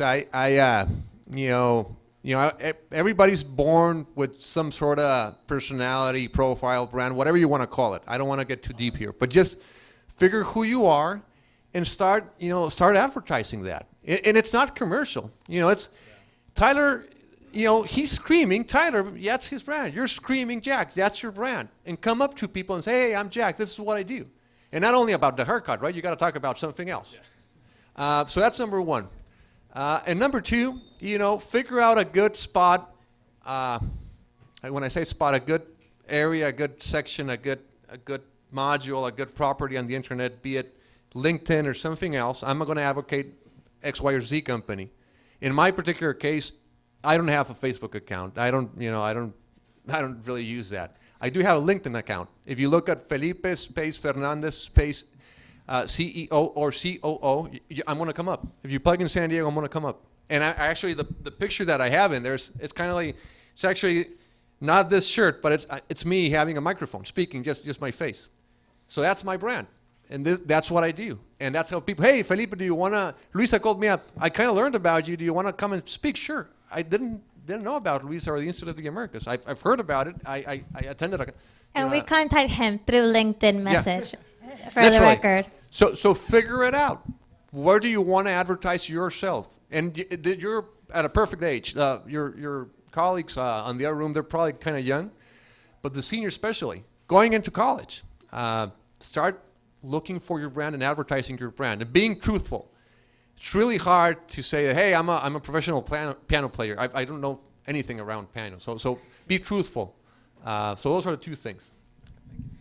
Just to finish up what Guillermo, Felipe, and Wendy have said, once you guys have searched and your interest in a particular, let's say, organization or club, my best advice will be to volunteer, get an internship, because you get a couple of things out of it. One, you get to know if that's something really you're interested in, because when you do something long term, your mentality might change towards that area of interest. Two, you get practical skills, and that is needed heavily, not more so in university, but when you're looking for a job position. And you also get to learn the organization's mission, and if there's a company you want to relate to, and if that's relatable to you. So I would definitely say volunteer, again, internship. And there's a lot of organizations here in San Diego that offer that to you guys' age right now. Thank you, Jack. All right, thank you. Name and school, please. Hi, my name is Anael. I go to Sarah High. I wanted to know, you talked a little bit about internships and mentors. How do you come about them? And if you have had them, what were your experiences with them? Okay, yeah. Anyone want to take on the question? If we have how to go about internships, and if we did, what was our experiences? So kind of what Lisa was mentioning, get involved. Do you know what you want to do? Yeah, I'm a double major in business and theater. So perfect. So that's an area that, here in San Diego, maybe go and talk to the Globe, volunteer. So a lot of the internships come from, you volunteering out there, right? And kind of getting to know a person. So even myself, when I go out in the community, I'll talk to some students, like for example, even here, like if you're interested in engineering, I'll, have some students come up to me and be like, hey, what's your company doing? Or what are some, there's like a big STEM event that happens every March. And so going out there and really talking and meeting people. So networking is one big thing, but volunteering is one big thing. So when I was in college, I mentioned I was kind of learning what I wanted to do in engineering, but I actually got an internship from being involved in this organization that was kind of helping students get internships. So I just kind of fell into it, but then working there is when I actually realized that, oh wait, I really do like engineering, and this really is something that I want to do. But in reality, kind of what you mentioned, I had that same internship throughout my whole college year. I've seen students that do different internships every year so that they get to know the differences and what actually speaks to you. Because one thing you will learn is when you're out there and you're looking for jobs, you're interviewing them as much as they're interviewing you, because you're going to spend 8 hours or your free time out there working for them. You want to make sure that it's an area that speaks to you and that you feel comfortable in. But definitely a lot of going out there, networking, getting involved in groups, organizations, and you'll see how people will lead you into opportunities that you didn't know about. So I actually interned for KPVS when I was finishing college. Now I have to be honest, there's no internship from my school with KPVS. I just basically, an opportunity came on, I took it. So don't be afraid to put it out there. And also, again, think about, it's not out of reach to think about what you want to do. So if you want to go to internship at Disney, go ahead. I mean, reach out and figure out what they're doing. If you want to internship for the San Diego Padres, or you want to do, I don't know, whatever you're excited, a place you think, that's cool. I want to know, want to learn exactly what they do. Go ahead and reach out to them, and take full advantage, because not all the things you're going to learn in school. A lot of it is going to be either through internship, and if you don't find what you're exactly looking for, go ahead and create your own. I mean, create your own drama club or sports team or rock band, or create your own meetup to design this game, or to. The other thing is, science is going to be, and math is going to be applied in all industries. So doesn't really have to be, oh, I just need to go and intern in this lab. No, go ahead and if you're interested in math, go ahead and do it in sports, do it in entertainment. And a mentor is it's going to be a harder time to figure out, because it has to be someone you actually match with. There are a lot of people, and you can go out and just talk with people, but the mentorship is going to be more one-on-one, and the mentors who you really value will come up in your life, but be open to that experience. When you find someone who you really trust, more their value, their opinion, and that you think that could really help you move up. I mean, right now, if you're worried about how do I get into college, and you know someone who has gone through the college, to that college that you want to go, then go ahead, reach out to him. Maybe that mentorship will be helpful at this stage. And at all ages, we actually need mentors. I had mentors at this age of my life, so it's not like, oh, and just when I'm young, I need mentorship. I need mentorship all during my lifetime. Great stuff, Guillermo. I just want to add, are you planning on, are you a senior? Yes. Okay, and you're planning on staying here, or? I'm planning on going up north. California. But Northern California? Okay, so going to school over there. Great. So you're going to be right in the middle of everything. You know, I don't know exactly where you're going. Northern California is a big place, but you're going to be no more than a 2-hour drive from Silicon Valley and San Francisco. My advice to you would be, the mentorship question is a little bit difficult, almost serendipitously, people appear and you figure it out. You got to be analytical. You got to trust your instincts and a whole lot. I'm going to talk about, so mentorship, figure that out. Just get your make sure you have your radar, and if if it's a nice fit and if it fits with your perspective on life, go and see if he or she's going to be a great mentor. Internships are actually a little bit less difficult, especially in San Francisco. San Francisco, Silicon Valley, I've lived there, I've worked there, I have business there. It's a great place because there's a lot of things happening, everybody knows, but it lacks people, right? So if you're going anywhere in that direction, do a 20 company list, no less than 20 companies. And make sure you show yourself up over there. If it's a huge corporation, it's going to be kind of difficult to get past a receptionist. Mid-sized companies around the stuff that you like and research prior to them. Everything's available on the internet. 20 companies that you think are cool, that you want to potentially work there, get to know them. 20 companies, do a brief synopsis on each of them and go in there and say, hey, my name is so-and-so. I don't have much experience. I want to be an intern. And be prepared to receive some no's. Hey, apply to your college or whatever.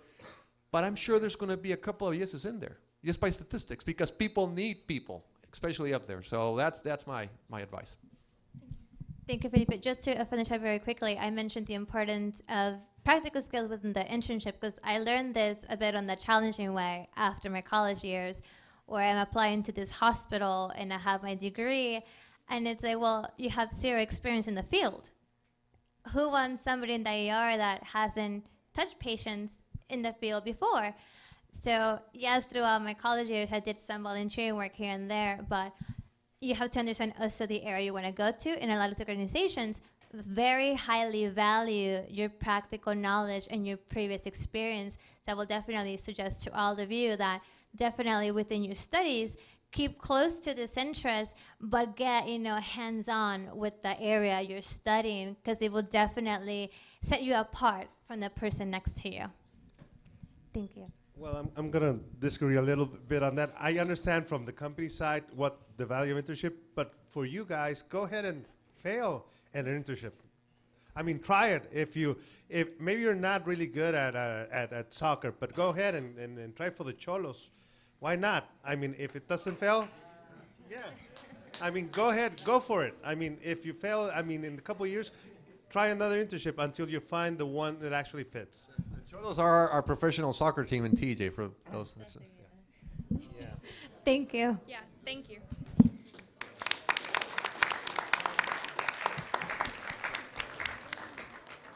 Okay, we're going to do one last question and we'll keep it short. Thank you. Hi, my name is Justin. I'm from Sarah High School. It's a quick question. Most students today worry about their GPAs and how it'll limit them in life. So how did your guys' GPA affect your lives today? And were they good? Were they bad? I mean, did it really matter to you guys individually? Great question. We'll let our panelists. Real quickly, I didn't have any, my GPAs were not good out of high school. My GPAs in junior college were not good. My GPAs trying to get into upper division at San Diego State were awful. Basically, the dean of business told me, and this happened, actual story. Felipe, you're not ready for upper division. Please, I wanna make ends meet, blah, blah, blah. Felipe, the lady told me, you gotta have a 4.0 GPA this next semester in order for you to attend upper division courses. I said, okay. So, it was one of the hardest things in my life.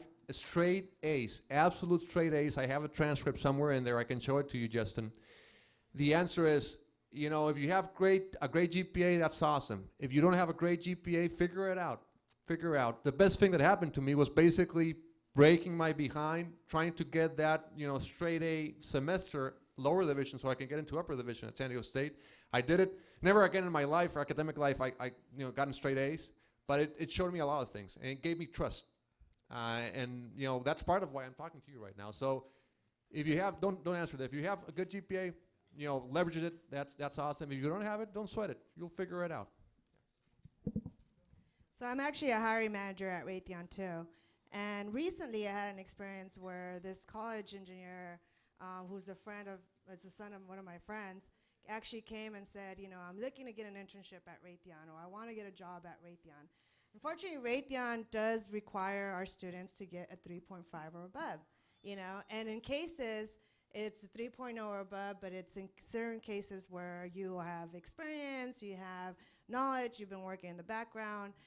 So I will say that in high school, and I remember sitting, my GPA in high school was like a 3.3, so it wasn't the best, but it wasn't super bad. But I remember being in an auditorium on our senior year, and they were calling out scholarships because people were getting scholarships.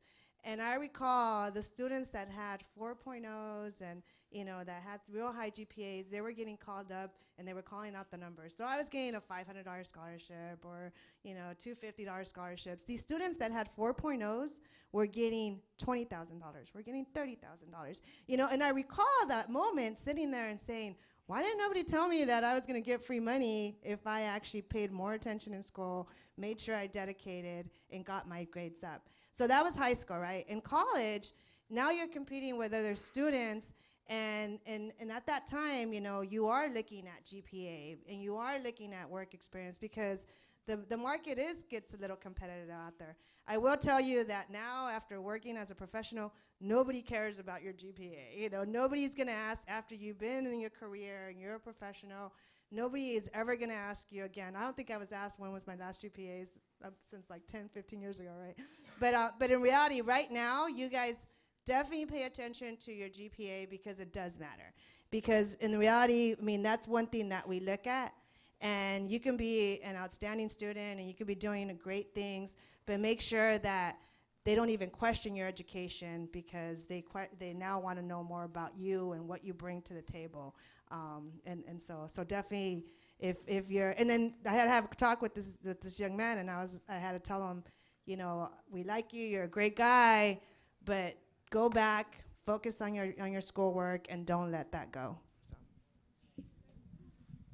So you're gonna hate me. Actually, I don't think that GPA for work actually really matters that much.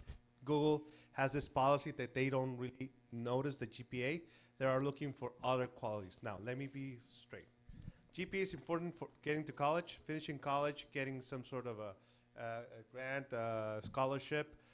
You will have certain advantage within GPA, having a great GPA. But once you finish college, there's other skills that are more valuable. And so what actually you achieve during your early years are going to be really valuable. So if there's a 14-year-old kid who's actually developed an app, irregardless of his GPA, he's probably valuable to a couple of companies, right? So if there's someone who's put on, let's say, a festival or a concert or a theater performance in their own school, that's valuable to some employers. So don't just focus on GPA. Focus on other skills. If you work good in teamwork, if you actually can communicate with other people, if you collaborate, if you actually, how good are you at learning and understanding and solving problems, but also how good are you working in diverse groups, especially with women, with people from other cultures. That's going to be a huge, huge push. And be outgoing and not just like a hermit in your computer writing your own code. That's valuable to some people, but not to every employer. Thank you, Gabriel. Just to continue on that route, just in my high school years, I was your 4.0 student. I always had these two types of people that are just naturally geniuses, or people like me that we don't know everything, but we try day and night to learn and do our best. You are not a number. Even as you may have this outstanding GPA, colleges do want to see that you're an academic, but you're going to be an athlete, you're going to be in this other organization. So do not disregard your GPA at all, but you also have to be well-rounded. So don't let your academics weigh so much that all you do is, in your room logged studying, because that's not you also. You really have to represent yourself in a more holistic way. So. Thank you. Thank you.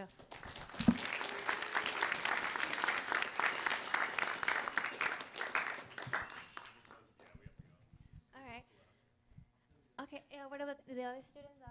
Some of the schools have left already.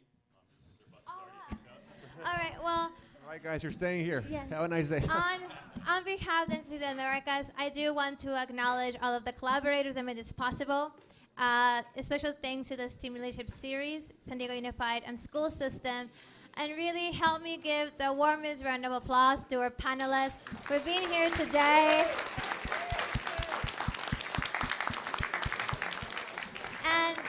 And to sum it up, really encourage you one last time in keeping this interest. And we have, just very briefly, our summer program on STEM and science and innovation is coming up next summer. And if you guys in current high school student are bilingual, you have to speak Spanish, you're interested in STEM and going to a higher education within this field, you can be a recipient of our 5,000 scholarship and be here in the Institute for 2 weeks and get to work with scientists and professors within the field of STEM, and also get to know students from all over the Western Hemisphere that participate in this program. Stay in touch, with our website, but I want to invite you all to look our information online and apply to our program. I'll be delighted to receive your applications next summer, and my information is online as well. So any questions throughout the transition, I'll be here. Thank you all for coming. Thank you, Mike.